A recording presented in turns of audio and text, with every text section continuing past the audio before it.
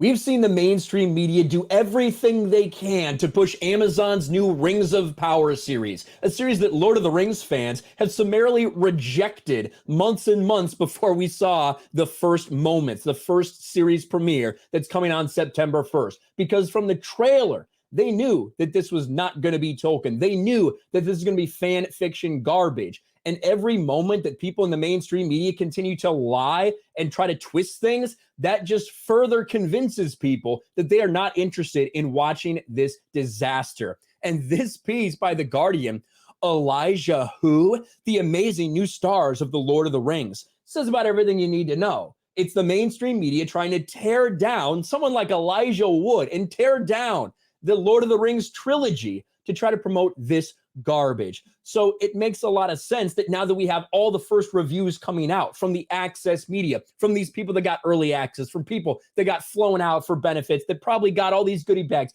all this stuff associated with the people that got to see Rings of Power early, all of it's positive. It's just the most incredible thing they've ever seen. Is that really that much of a surprise that these people that Amazon is trying to buy off have such glowing things to say about it? Now, I would say you should try to find someone who's seen it early that's given it a bad review. I've tried. I can't find anybody that said that. Isn't that strange? Maybe it is the best show ever made, but I think the reality is much different. I think the reality is these people were told exactly what to say to maintain their access. Look at some of these things from Rings of Power. This is from Variety. The Rings of Power first reactions praised Lord of the Rings series as big, bold, and beautiful. And no, they're not just talking about the first black dwarf, Disa. Eric Francisco, I've seen Rings of Power, and I can say for certain you're in for a treat. Big, bold, and beautiful to behold. To be TBD if it'll sit alongside Jackson's films or deserve Tolkien's name. But for now, it's all the maximalist pizzazz one might expect from a historically expensive production.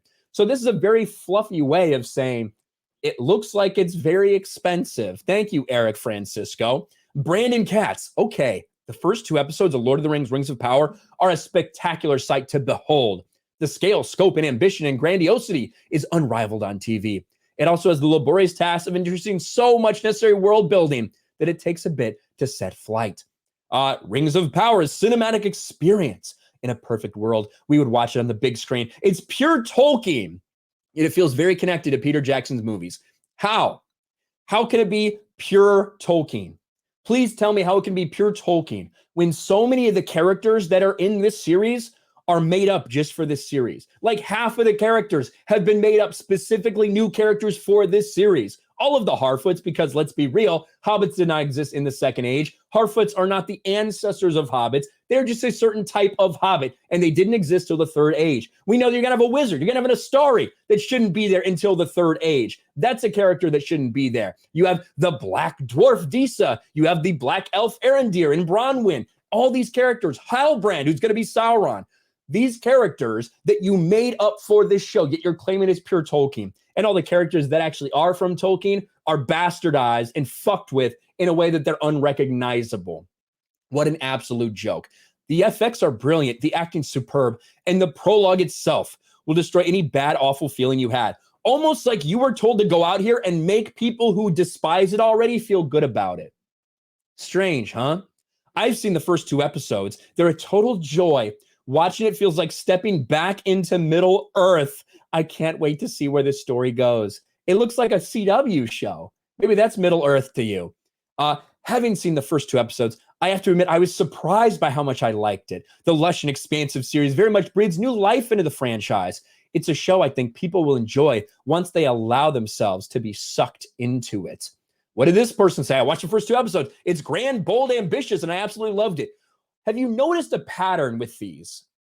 Like almost all of these are like, I watched the first two episodes of Lord of the Rings, The Rings of Power, and I have to admit this. And then they give like 3 or 4 adjectives to describe it. And then they talk about how good it looks and how expensive it looks. That's like every single fucking thing.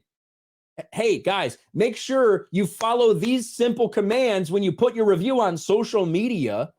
I wish everyone could see it on the big screen.